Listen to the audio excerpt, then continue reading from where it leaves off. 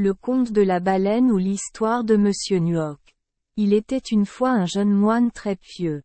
Après plus de 30 ans de pratique acharnée, il a mémorisé toutes les écritures bouddhistes et était doué pour prêcher le dharma. Pourtant, depuis longtemps, elle n'a pas encore abouti à de véritables résultats. Le moine lui dit: Tu dois aller une fois au pays du Bouddha avant d'avoir l'espoir de devenir un Bouddha. Pensant ainsi, mon moine décida de trouver un chemin vers Tetruk. Voyager de mon pays d'origine à Tetruk à cette époque était extrêmement difficile. La majeure partie du trafic se fait par la route, mais en marchant sur la route sombre et profonde, chaque pas est un danger. Mais le jeune moine était toujours déterminé à partir vers l'ouest. Le voyage a duré 50 jours. Le moine s'est égaré à plusieurs reprises et a perdu connaissance à plusieurs reprises à cause de la fièvre, mais grâce à l'aide, il a survécu. Une fois sa maladie guérie, il poursuivit son voyage et un jour, c'était l'après-midi, il arriva dans une forêt. Il essaya de marcher rapidement pour trouver un endroit où se reposer car il avait froid à l'intérieur. Heureusement, dans la forêt profonde, le moine tomba soudainement sur une maison. En entendant la sonnette, une vieille dame descendit vers le sol. Le moine exprima immédiatement son intention de demander à passer la nuit. Mais dès que la vieille dame aperçut les invités, elle agita frénétiquement les mains. « Allez vite. Dépêche-toi, si mon enfant revient, il n'aura plus la vie. » Le maître répondit: « Je suis vraiment épuisé maintenant, je ne peux plus marcher. Si tu ne me laisses pas me reposer, je n'aurai qu'à m'allonger devant la porte. » La vieille dame dit: « Oh mon Dieu! Mon fils est un évillé qui mange les gens. Essayez d'y aller vite, il est sur le point de revenir maintenant. » Mais le moine avait déjà jeté son sac et s'était allongé par terre. Les deux genoux se heurtèrent violemment.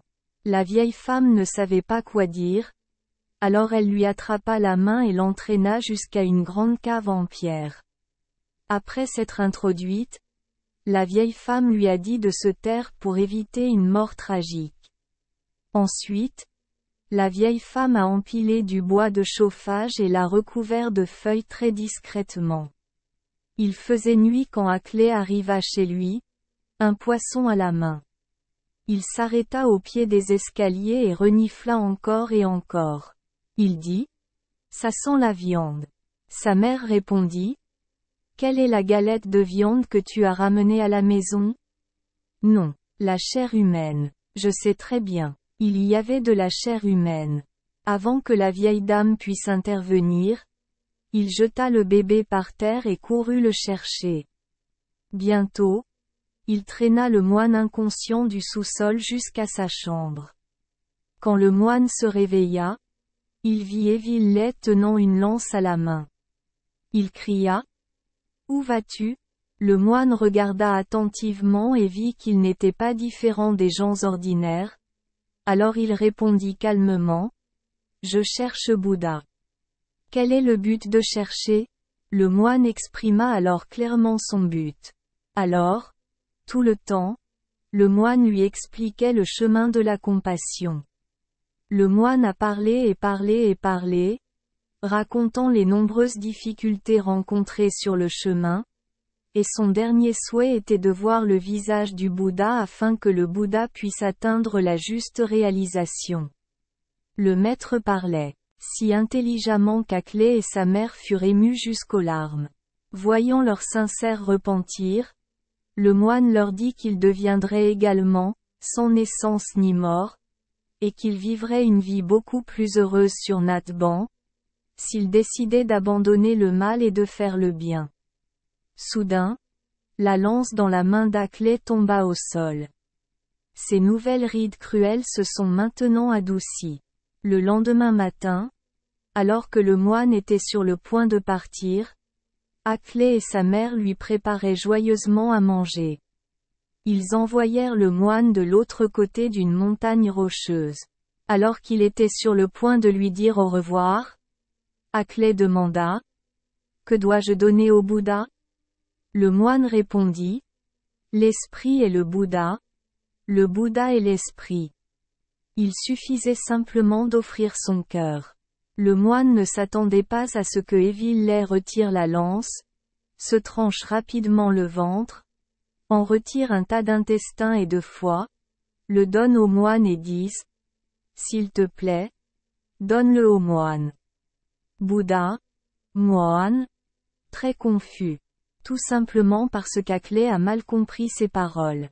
Maintenant, je ne sais pas quoi faire. Finalement, le moine a dû regarder dans les yeux d'Hackley, a hoché la tête en signe d'acceptation, puis a enveloppé les intestins de ce pauvre homme, les a jetés sur ses épaules et s'est éloigné. Il n'était parti que depuis quelques jours lorsque la forêt dense s'est terminée. Le vaste océan est apparu devant nous. Le ciel a l'air très heureux aux yeux, mais à l'intérieur de l'estomac du moine, il n'est pas heureux du tout. L'offrande du Bouddha pesait lourdement sur ses épaules. Si c'est tout, il n'y a pas de quoi s'inquiéter. Malheureusement, la puanteur qui s'échappe de cet intestin est difficile à décrire. Le moine marmonna, « Si tel est le cas, personne n'osera m'héberger dans les restaurants le long de la route. » Le lendemain, n'en pouvant plus, le moine jeta les intestins d'Hackley à la mer. Le moine marcha indéfiniment et arriva finalement à Tetruk. Mais alors qu'il se prosternait devant la plateforme du Bouddha et s'étonnait de savoir pourquoi il n'avait pas encore atteint l'illumination, soudain une voix résonna dans la salle haute et lui dit, « Il manque encore une chose pour atteindre la véritable réalisation. » Le moine fut très surpris et essaya de lever un peu les yeux. En haut, le moine a vu deux personnes qui ressemblaient à Hackley et à son fils. Le moine comprit soudain tout. Son manque de sincérité et de dévouement était évident. Quant à la mère et au fils d'Hackley, ils ont désormais atteint l'illumination grâce à une illumination rapide et sincère. Le moine resta longtemps au lit, le cœur rempli de honte, puis retourna à son ancienne place pour retrouver son calme. Même si la mer était vaste et profonde, le moine essayait toujours de plonger dans l'espoir de voir le cadeau que Evil lui avait envoyé à Bouddha. Le moine pensa que ce n'est qu'en faisant cela qu'il oserait regarder la mère et le fils d'Hackley et espérer se rapprocher du siège lotus du Bouddha. Le moine nageait de haut en bas pour toujours. Par la suite, le moine s'est transformé en un poisson que les gens appellent encore également appelé dugong ou dans certains endroits appelé poisson moine. Parce qu'à ce jour, tous les poissons de cette lignée ont une tête chauve comme celle d'un moine et font toujours le travail d'un moine. C'est-à-dire qu'ils vont en masse, plongeant et sortant sans s'arrêter.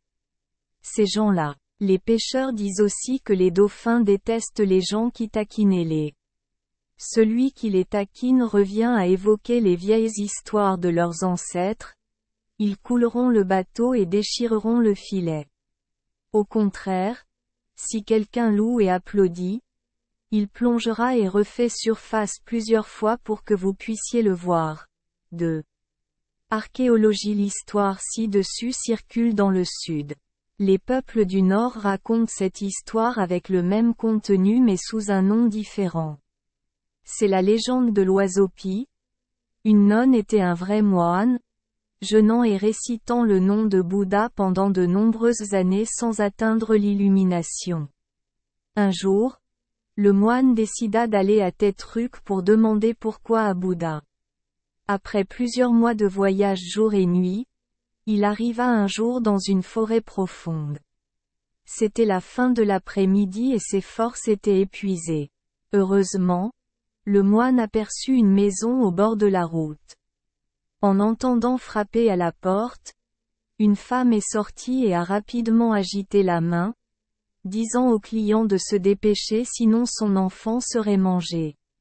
Mais voyant la religieuse mendier trop, le maître lui donna du riz à manger puis lui dit de se mettre dans un bocal et de le couvrir soigneusement.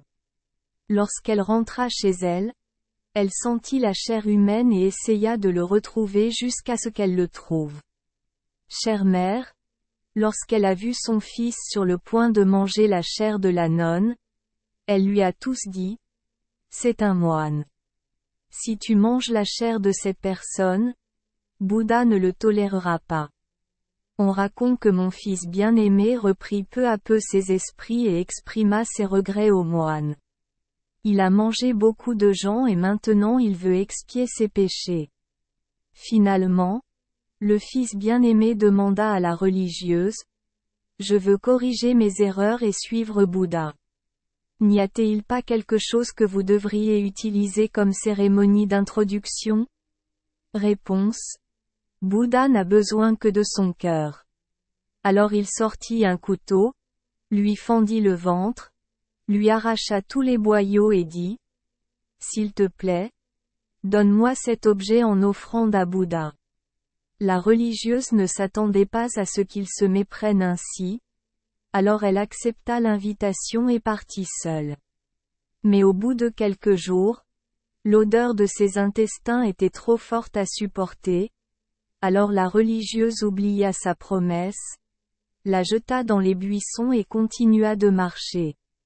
Arrivé à Tetruk, lorsque le moine vint accomplir la cérémonie, le Bouddha sur le trône du lotus dit, « Il manque encore une chose pour parvenir au véritable fruit. » La religieuse comprit, fondit en larmes, disant qu'elle était épuisée et ne savait pas comment la retrouver. Bouddha lui a donné 2 ailes pour l'aider à marcher rapidement et à la retrouver, mais elle ne savait pas où la trouver. La religieuse pleurait constamment, jour et nuit, rampant d'un buisson à l'autre, faisant parfois une lamentation, ressemblant à un bip-bam. Je ne l'ai pas trouvé, mais j'ai continué à chercher. Ensuite, le moine s'est transformé en une sorte d'oiseau avec une tête noire, un corps brun et des yeux rouges sang, que les gens appelaient un bourdon. C'est la forme d'une nonne avec un turban noir sur la tête et une vieille robe en tissu marron. Les yeux rouges sont causés par les pleurs fréquents. 3. Voir une autre histoire sur les liserons dans la section Enquête étrange. Histoire numéro 16. L'histoire La légende de la lanterne de la pagode a également le même contenu que les 2 histoires ci-dessus. Dans le passé il y a une personne spécialisée dans le cannibalisme. Il a capturé et tué d'innombrables personnes. Bien que cruel et immoral, il vénère sa mère de manière très filiale. Un jour, un moine s'y rendit pour récolter des dons et fut capturé par lui. Alors qu'il était sur le point de tuer la viande, sa mère sortit pour demander l'aide du moine. Voyant sa mère tant mendier, il dut poser le couteau et demander au moine ce qu'il faisait et où il allait. En écoutant le moine raconter l'histoire, la mère et le fils éprouvaient beaucoup de remords pour leurs crimes commis jusqu'à présent. La mère et la fille voulaient aussi trouver une offrande pour le temple, mais elles étaient limitées car il n'y avait rien de valeur dans la maison. Mais le fils s'est porté volontaire pour donner son cœur pour adorer Bouddha. Pendant qu'il parlait, il ouvrit l'estomac et arracha les intestins. Le moine le prit également, mais lorsqu'il atteignit la berge du ruisseau, il le jeta à l'eau. Un corbeau a vu cela, s'est envolé vers le temple, s'est perché au sommet d'un arbre et a pleuré fort. Bouddha comprit l'affaire, récompensa le corbeau mais punit le moine. Au même moment, la mère et l'enfant de l'autre famille sont allés au paradis pour devenir Bouddha. Depuis, la pagode a confectionné une banderole pour commémorer cet événement. Sur la banderole, il y a toujours l'image d'un corbeau tenant un morceau de soie d'environ 20 ou 30 mètres de long. Le drap de soie symbolise les intestins de la personne qui s'est tranché le ventre pour l'offrir à Bouddha. En bref, les trois intrigues ci-dessus proviennent probablement d'une histoire bouddhiste et ont été éditées et embellies dans des contes populaires. Selon Mayam, selon l'essai, Mère Evillé a été donnée par Bouddha pour être une dame de bonté. Evillé est devenu deux protecteurs du Dharma que Bouddha a autorisé à garder le temple, que nous appelons souvent Monsieur Bon et Monsieur Mal. Pourquoi une personne s'est-elle transformée en deux? En effet, bien qu'il ne s'agisse que d'un seul personnage, depuis qu'il s'est tranché le ventre pour adorer Bouddha, il s'est divisé en deux personnes complètement différentes. Monsieur Tien est l'incarnation de la vie ultérieure d'Evillé, la période des Lumières. Monsieur Evil est l'incarnation d'une vie antérieure, pas encore éclairée, mais concernant l'histoire de la baleine, ce n'est pas la seule histoire ci-dessus. Land dans le livre cité, a rassemblé deux autres histoires, avec des motifs complètement différents des histoires que nous venons de mentionner. La première histoire est l'histoire. La deuxième histoire, il était une fois une enfant unique, une fille, un homme riche. Dans le village, il y avait une étudiante pauvre qui venait parfois chez elle pour mendier de la nourriture. Peu à peu, la jeune fille tomba amoureuse de lui et promit de devenir un jour mari et femme. Elle a volé une pièce d'or à ses parents et la lui a donnée, lui disant d'étudier dur et de réussir l'examen, en promettant d'attendre. L'étudiant a remercié et juré de dédommager la jeune fille. De façon inattendue, l'examen de l'étudiant cette année-là a échoué. Triste et gêné, il part dans un autre pays, bien décidé à réussir l'examen avant de revenir. Quant à la fille, elle a appris que son amant avait échoué à l'examen et avait disparu, elle était donc également très déprimée. Finalement, elle ne pouvait pas attendre éternellement et a donc dû épouser un homme riche de la région. Ce n'est que 7 ans plus tard que l'étudiante a réussi l'examen et a été nommée fonctionnaire. Croyant que son amant l'attendait toujours, il retourna joyeusement dans sa ville natale. Lorsqu'il a appris qu'elle était mariée, il a décidé de ne plus la voir. Quant à la femme, lorsqu'elle a appris que son ex-amant avait réussi l'examen, elle a eu l'intention de le retrouver. Elle était probablement encore fidèle à son ancien vœu. A quitté son mari et est allée chez son par exemple.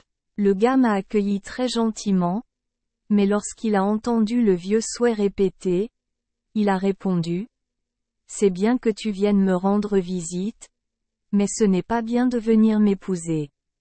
Retourne auprès de ton ancien mari. Une femme on ne peut pas avoir de mari. » Ne s'attendant pas à une telle réponse, la femme était tellement gênée qu'elle répondit: « Je pensais que tu te souvenais encore de ton ancien souhait, alors tu as quitté ton mari pour venir me voir. Maintenant, je n'ai plus de visage pour revenir. » Il a ensuite sauté dans la rivière pour se suicider et s'est transformé en dauphin. On dit que lorsqu'un poisson flottant sur l'eau voit le ciel, il a honte du ciel et doit plonger pour le cacher, mais lorsqu'il entre dans l'eau et voit la terre, il a honte de la terre et a flotté. Les poissons s'habituèrent donc à plonger et à se relever sans s'arrêter. Troisième histoire. 5. Un roi avait 2 filles. Le nom de la fille est Tiki. Sa beauté est époustouflante. De nombreux princes voisins vinrent le demander mais ils refusèrent tous. Elle n'aimait qu'un pauvre garçon qui étudiait dans la capitale à cette époque, nommé Annelien. Les 2 hommes n'ont prêté serment de se marier qu'après qu'Annelien ait réussi l'examen. Voyant Tiki refuser, les princes voisins étaient en colère et ont envoyé des soldats pour se venger. Le roi envoya le prince, le père de Tiki, pour attaquer et finalement il réussit à le réprimer. Annelien réussit l'examen avec des notes élevées, fut félicitée par le roi et reçut une bague précieuse avec une énigme gravée dessus. Point. Le roi dit que s'il pouvait prêcher, il épouserait la princesse et ferait de lui un mandarin de haut rang. En voyant l'écriture en zigzag, Annelien n'a rien compris. Après avoir rencontré un mendiant, il a donné beaucoup d'argent au vieil homme et grâce à cela, le vieil homme lui a appris. Le roi a accédé à son souhait, l'a nommé chef du cour et épousa la princesse pour lui.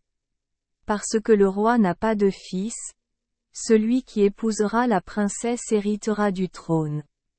Sachant cela, Annelien a rapidement rompu sa vieille promesse envers Tiki et a accepté l'offre du roi. Tiki, déçu, a sauté dans la rivière et s'est suicidé. Le roi dragon l'aimait et l'a transformé en baleine. De nos jours, le poisson conserve encore la forme d'une jeune fille abandonnée, dans la mesure où il essaie de joindre ses seins comme ceux d'une fille et pousse un grand cri comme le gémissement d'une femme qui pleure pour son sort. Sauvé de la mort par la mère du gobelin, etc. Cet épisode est assez courant dans certains contes de fées occidentaux, bien que chaque lieu incorpore une intrigue différente. L'histoire des 3 cheveux d'or du seigneur démon de France, de Belgique, d'Allemagne, d'Italie, etc. fait partie de ces histoires, voir Étrange enquête, numéro 136, tome 3, l'histoire des pauvres gens et de l'empereur de Jade. L'histoire russe Le prince et le beau-frère du loup comporte également cette série d'épisodes. Un prince a un frère qui a très peur de sa femme et est souvent maltraité par sa femme. Chaque fois qu'il voyait sa belle-sœur forcer son frère à faire quelque chose de difficile, le prince revenait souvent demander de l'aide à sa femme, la sœur du dieu loup devenu humain. La 3e fois, la belle-sœur a forcé le frère à trouver l'épée du divin loup. Le prince se rendit dans la maison du dieu loup. La mère du divin loup a aidé le prince à se cacher dans un endroit caché afin que lorsque le divin loup reviendrait, il ne soit pas mangé. Le loup magique revint et sentit l'odeur humaine et demanda à sa mère, « Cela fait longtemps que je n'ai pas mangé de chair humaine. S'il te plaît, donne-moi de la viande à manger. » La mère dit, « Il n'y a personne. Tu voles partout donc il y a une odeur humaine. » Le dieu loup a cherché pendant un moment mais n'a rien trouvé alors il s'est allongé pour se reposer. Lorsqu'elle vit que l'enfant s'était calmé, la mère fit sortir le prince. Mais le divin loup voulait toujours manger de la viande. Les 2 camps jouèrent aux cartes, le prince perdit et était sur le point d'être mangé, mais grâce à l'écharpe de sa femme, le loup magique réalisa qu'il était le mari de sa sœur. Finalement, le prince rapporta l'épée du dieu loup et guérit sa belle-sœur pour qu'elle devienne douce. 6. D'abord, d'après Jenny Brel, et Langde, Land. Livre cité. 2. Selon le journal Tukengyepdan. 3. Selon Trungbak Sunday, 1943. 4. Selon Phan Keben. Coutume vietnamienne. Concernant la légende de la bannière de la pagode, à Nguyen, quelqu'un raconte une histoire différente de l'histoire ci-dessus. Dans le passé, Bouddha envoyait une personne dans un autre pays pour rapporter des sutras pour lui-même. À mi-chemin de chez lui, il a été mangé par un tigre. À propos de cet épisode, une autre personne à Katengan, Tan Shuang, a déclaré que le bateau avait été coulé par une grosse tortue. Voyant les écritures bouddhistes éparpillées au milieu de la route, un corbeau les remit au Bouddha. Pour récompenser les corbeaux, Bouddha ordonna de construire un arbre très haut sur lequel les corbeaux pourraient se percher. Plus tard, la pagode plantait souvent un arbre à bannière, sur lequel un corbeau tenait une longue prise pour cette raison, affidavit de la commune d'Ukmaï. 5. Jammo. Jam. Souvenir d'Annam. 6. D'après les contes populaires russes, traduit par Nguyen Aïssa. Merci les enfants des Esperluette Croisillon 39. Avoir écouté des contes de fées au jour Esperluette Croisillon 39. 8. Espérons que les histoires apporteront aux enfants des moments heureux et significatifs. Si vous aimez notre chaîne, veuillez appuyer sur le bouton S Esperluette Croisillon 39. Abonner, pour ne manquer aucune histoire intéressante. Je vous souhaite une bonne nuit de sommeil et de beaux rêves. Rendez-vous dans la prochaine histoire.